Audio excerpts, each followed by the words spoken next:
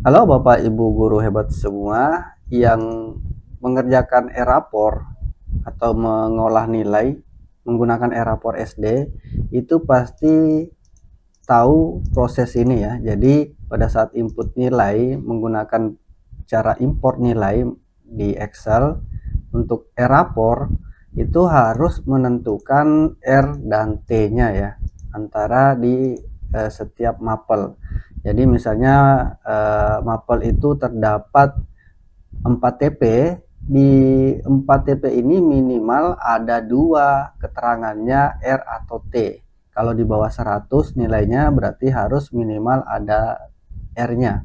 Nah, bagaimana kalau misalnya kita punya aplikasi yang tinggal copy paste, tidak perlu lagi repot-repot pilih satu persatu, semuanya sudah dihitung secara otomatis. Di sini saya ada aplikasi penilaian yang kalau rekan-rekan semua isi dari awal semester sampai akhir semester nanti tinggal di copy paste. Ini contohnya, ini hasil akhir.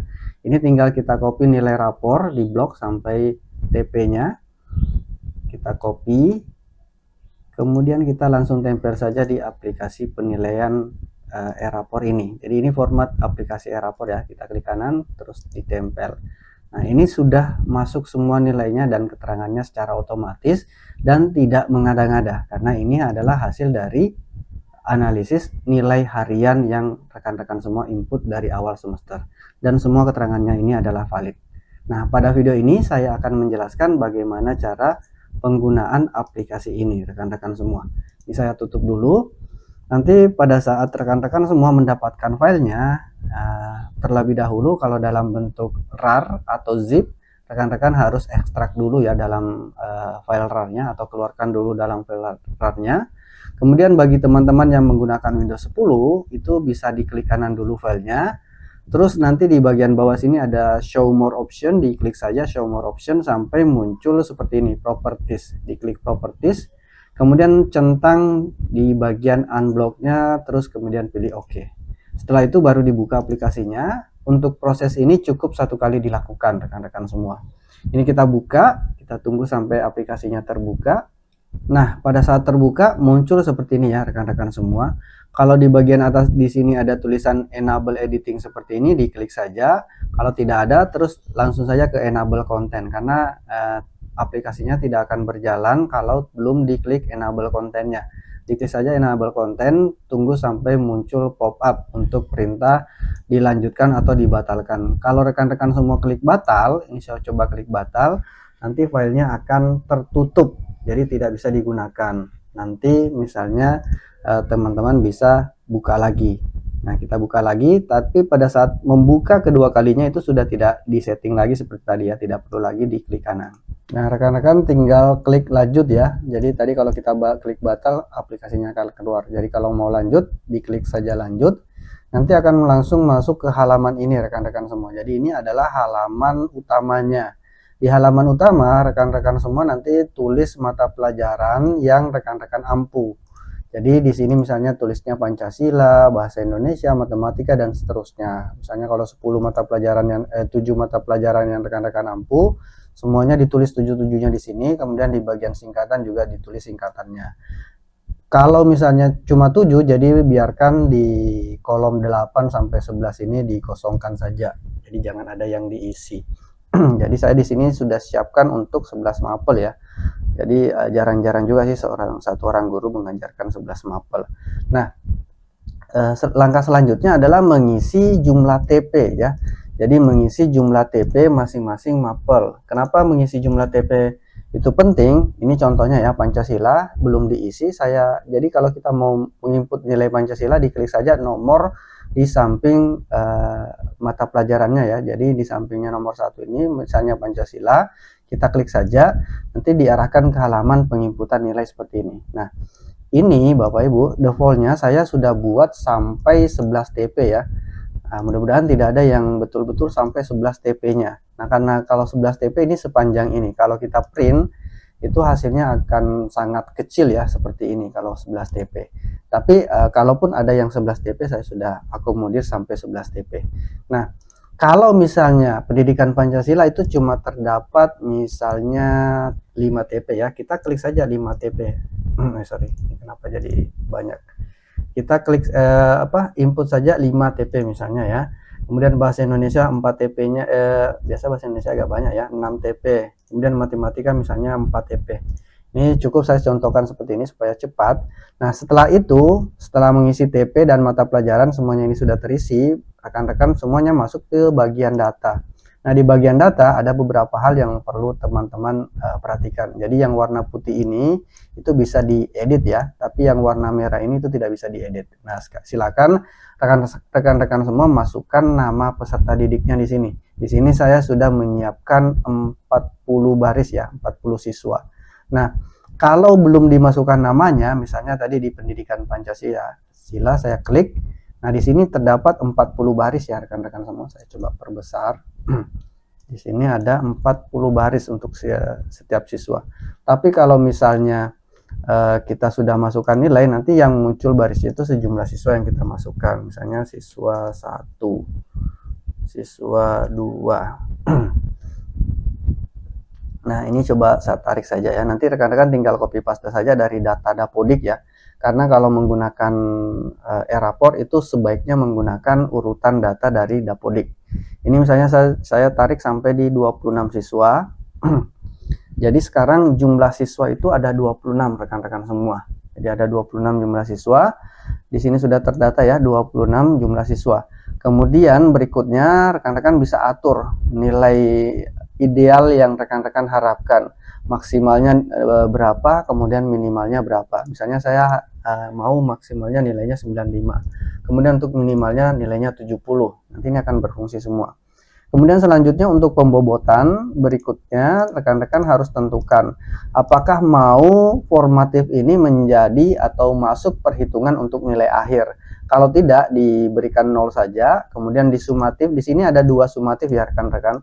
Sumatif pertama ini adalah sumatif di akhir setiap TP ya. Jadi setiap kali selesai satu TP atau satu bab, rekan-rekan melakukan sumatif. Nah, nanti ini yang dimasuk sumatif. Kemudian sumatif akhir itu adalah ujian akhir semester. Jadi setiap akhir semester akan dilakukan ujian. Nah, ujian akhir semester ini, sumatif akhir ini nilainya nanti tuh mencakup nilai atau mempengaruhi semua TP yang ada. Misalnya ada 5 TP dalam satu mata pelajaran. Nah, nilai sumatif akhir ini nanti mempengaruhi ke 5 dari TP tersebut. Nanti kita lihat ya simulasinya. Kemudian silakan diinput nama data pelengkapnya, nama kepala sekolah, kemudian NIP kepala sekolah dan NIP rekan-rekan semua user pengguna aplikasi aplikasi penilaian ini. Nah, untuk tutorialnya saya simpan di sini ya rekan-rekan semua. Kemudian kita klik home kembali. Kalau sudah selesai di bagian data, kita ke home, baru kita mulailah menginputkan nilai. Saya contohkan matematika ya, karena tadi yang di format penilaian ini adalah ada matematika ya. Ini kita hapus dulu ya supaya lebih ini mulai dari awal lagi nanti saat prosesnya. Ini ada 4 TP ya di sini di matematika. Jadi saya ganti dulu, di matematika ada 4 TP sudah benar. Kita masuk ke penilaiannya ya, di input. Klik. Nah, di sini tinggal 4 TP yang muncul ya, dan barisnya juga tinggal 26 karena ada siswanya 26. Ini otomatis teratur seperti ini. Nah, sekarang saya akan masukkan nilai. Saya akan masukkan nilai dummy saja ya rekan-rekan. Saya sudah siapkan daftar nilai dummy seperti ini. Ini saya copy misalnya di sini. Ini saya pindahkan ke, nah ini yang tadi saya masuk rekan-rekan. Jadi di sini ada formatif sampai 5 kali dalam satu TP atau dalam satu lingkup materi atau dalam satu bab. Kemudian nanti TP-nya itu akan diakumulasi menjadi satu TP. Jadi kalau misalnya saya masukkan nilainya di sini, nanti TP-nya akan muncul di sini.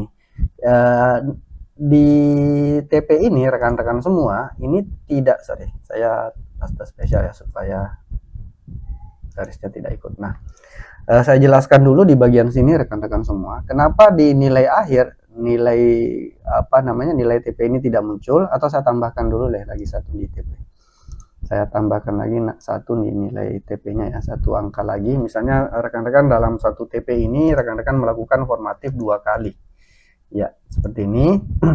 Nah, rekan-rekan misalnya melakukan sampai 5 kali formatif, nanti akan dirata-ratakan di bagian nilai formatif ini. Nah, kenapa tidak muncul di nilai akhir? Jadi di bagian yang ini rekan-rekan itu adalah nilai akhir dari TP ini yang akan nanti disimpan di sini. Jadi NA ini adalah nilai akhir dari TP1.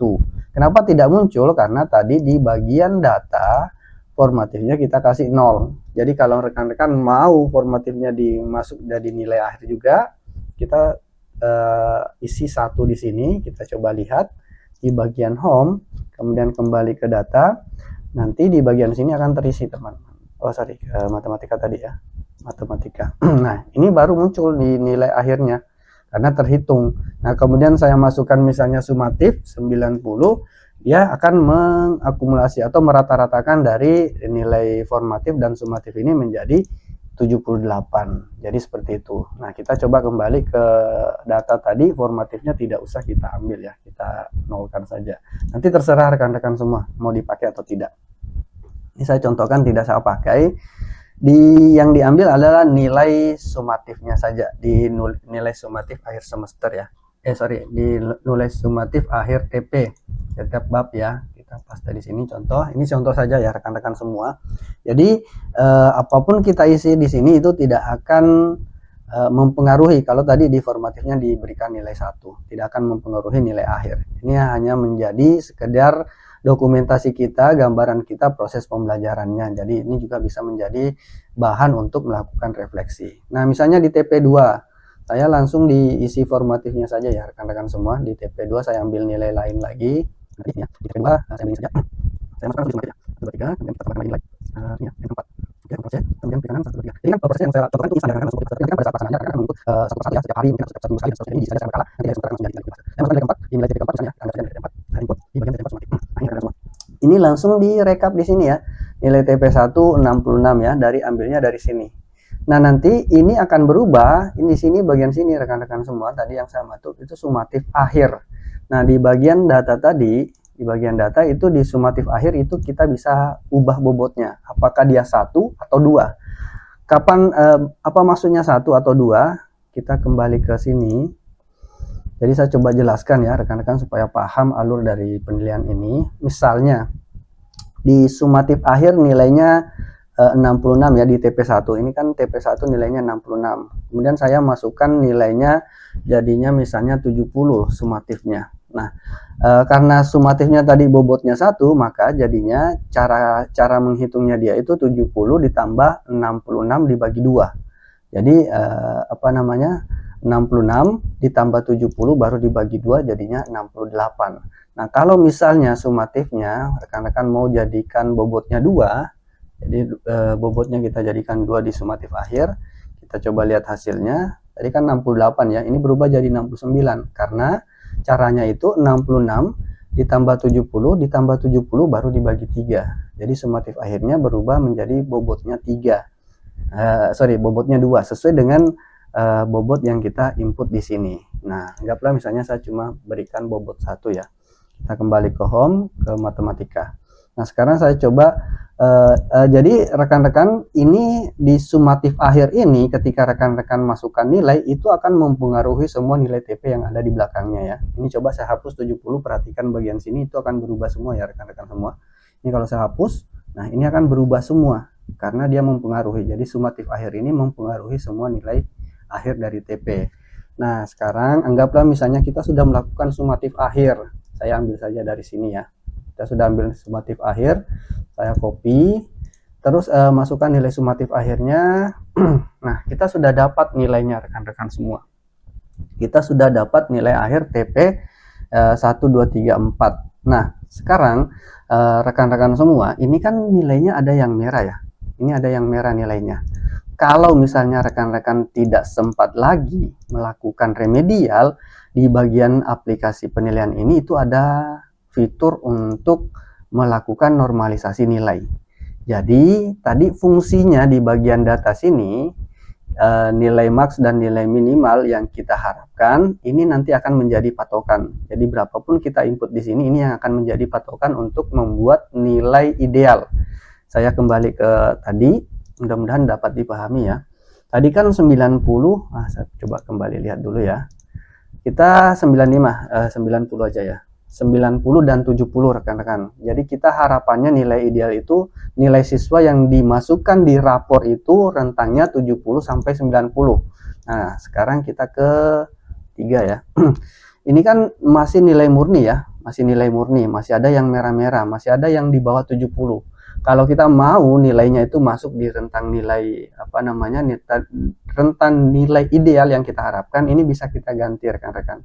Di bagian tanda panah ini kita klik, di sini ada tulisan murni dan ideal. Kita pilih ideal. Nah, ini berubah rekan-rekan semua. Jadi semuanya berubah. Tidak ada lagi yang di bawah KKM, tidak ada lagi yang di bawah 70.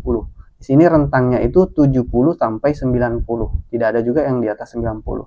Tapi nilai ini tidak berubah ya rekan-rekan. Nah, ini nilai ini tetap akan menjadi acuan untuk memberikan keterangan di setiap TP-nya. Jadi adil. Nilainya atau nilai aslinya itu tetap dijadikan acuan untuk memberikan keterangan. Nah, kenapa misalnya di sini R semua? Ketika ya, jadi kapan muncul R semua atau remedial semua? Ketika semua nilainya itu berada di bawah nilai minimal yang kita input tadi. Nilai minimal yang kita input tadi kan 70. Nah, sedangkan ini semuanya merah, jadi dicatatnya R.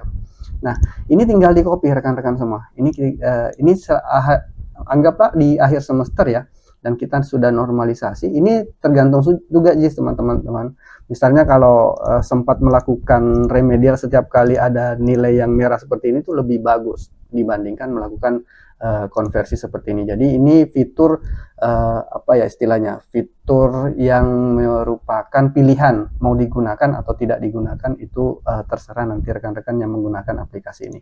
Nah, ini sudah selesai, ini tinggal kita blok ya. Kita blok sampai terakhir. Jadi ini ada 4 TP, kita copy, kemudian kita masukkan ke dalam aplikasi tadi, format penilaian tadi ya. Nah, di bagian sini kita select, kemudian klik kanan di paste spesial saja. Ini sudah berhasil masuk semua. Nah, saya jelaskan sedikit rekan-rekan. Jadi cara atau aturan dalam e-rapor SD itu, ini misalnya ada 4 TP seperti ini, itu tidak harus sebenarnya 4 TP-nya diberikan keterangan. Jadi bisa 2 saja. Jadi minimal 2 TP yang bisa minimal 2. Ketika 4 TP misalnya seperti ini muncul keterangan seperti ini, maka nanti deskripsi e-rapor itu akan banyak, karena akan dijelaskan misalnya TP 1 belum memenuhi, TP2 juga belum memenuhi, TP3 juga belum, TP4 juga belum. Nah, kalau mau lebih sederhana, sebenarnya di bawah sini ada petunjuk ya. Nanti rekan-rekan silahkan baca sendiri, di bawah sini ada petunjuknya di format import nilai e-rapor.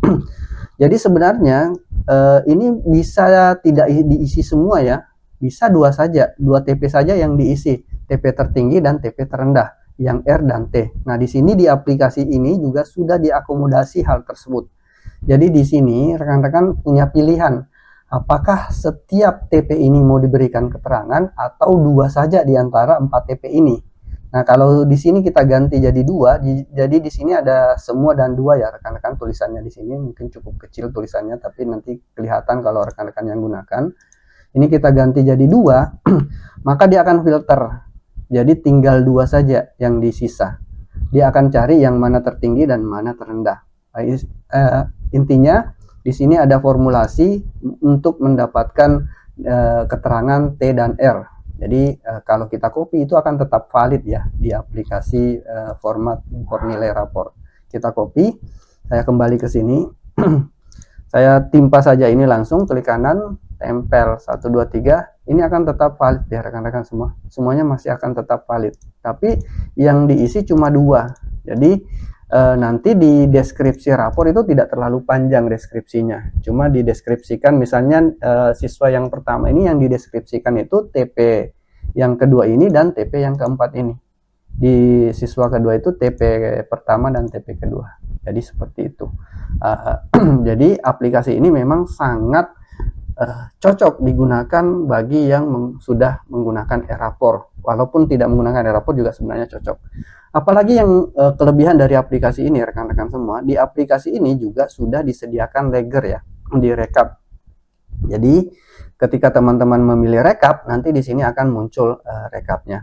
tadi fungsinya menulis di sini ya, menulis apa singkatan, jadi di rekap ini akan muncul seperti ini nanti. Nah, misalnya ya, ini saya coba hapus ya, ini belum nih. Saya misalnya mengajarnya cuma 6 mapel ya, saya hapus ini saja semua, kita delete. Jadi cuma 6 mapel, nanti di rekap itu yang munculnya cuma 6 mapel juga di sini ya. Ini akan hilang otomatis. Jadi cuma 6 mapel. Yang terisi baru matematika ya. Walaupun sebenarnya nanti di Erapor juga ada lagger seperti ini. Tapi apa fungsi dari lagger yang ada di aplikasi ini? Dia akan mencari rata-rata kelasnya ya. Nanti rata-rata kelas inilah yang akan dijadikan deskripsi. Nah, di Erapor rekan-rekan semua pasti wali kelas itu punya tugas. Nah, ini saya contohkan Erapor ya. Di bagian menu wali kelas, kalau Bapak Ibu masuk memakai akun guru wali kelas, nah di sini ada menu wali kelas, input kelengkapan. Di bagian input kelengkapan itu ada input catatan wali kelas. Kita klik. Nah, catatan wali kelas ini Bapak Ibu bisa ambil dari aplikasi tadi. Misalnya sini ya. Ini contoh. Mohon maaf ya, bagian nama saya blur ya supaya mengamankan data siswa. Nanti rekan-rekan tinggal copy paste pindahkan ke sini. Nah, dari aplikasi tadi. Jadi di aplikasi tadi itu akan apa ya istilahnya ya, akan menganalisis rata-ratanya. Kita kembali ke home dulu, kita ke deskripsi. Jadi di sini ada aplikasi deskripsi rekan-rekan. Dia akan ini ada deskripsinya. Jadi kita punya apa ya deskripsi secara adil. Jadi mereka melihat rata-ratanya. Misalnya nilainya 73. Rata-rata capaian kompetensi Ananda siswa 1 selama 1 semester ini sudah memenuhi. Kenapa dikatakan sudah memenuhi? Karena tadi kita input nilai minimalnya itu 70. Sedangkan ini 73 berarti sudah memenuhi. Kemudian tinggal tambahkan apa pesannya untuk anak ini. Jadi ini ada pesan blast ya, atau pesan secara umum kepada semua siswa. Jangan lupa banyak berdoa dan rajin belajar. Jadi semua pesan ini ada di sini. Nanti teman-teman bisa ganti, misalnya cuma mau tulis saja semangat. Nah, nanti boleh diganti ya. Jadi semuanya di sini muncul semangat. Kemudian ada fitur untuk peringkat ya, untuk peringkat. Jadi kalau misalnya rekan-rekan mau mengumumkan peringkat di rapor, walaupun sebenarnya itu tidak bisa, tapi kadang ada yang mau, itu di bagian rekap kan di sini sudah di peringkat ya. Misalnya ini peringkat 1 siswa 6. Jadi nanti akan muncul misalnya di rekap, atau mungkin rekan-rekan cuma mau apa ya istilahnya, cuma mau di siswa yang ranking 1 itu saja yang ada peringkatnya boleh. Nanti ini diganti saja di bagian peringkat, diklik, klik OK, pilih OK. Nanti kalau apa namanya, kalau sudah klik OK, nanti akan muncul di sini peringkatnya. Nanti cari saja. Nah, nanti tinggal kita apa istilahnya ya, kita copy paste. Tapi di sini dalam hal ini saya tidak aktifkan peringkatnya. Saya coba copy. Nah, ini kita bisa tampilkan 2 layar saja seperti ini supaya cepat ya rekan-rekan. Nah, ini Aksa. Nama ini ya siswa 1, walaupun tidak sama ya. Kita tinggal klik kanan, copy atau Ctrl C, terus Ctrl V di sini. Ini cepat ya rekan-rekan semua. Ctrl C, Ctrl V seperti ini.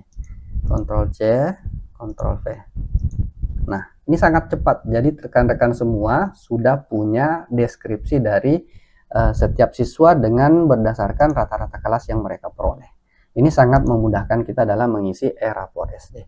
Nah, ini rekan-rekan semua mudah-mudahan bisa dipahami apa yang saya jelaskan dan cara kerja dari Erapor ini. Terima kasih. Assalamualaikum warahmatullahi wabarakatuh.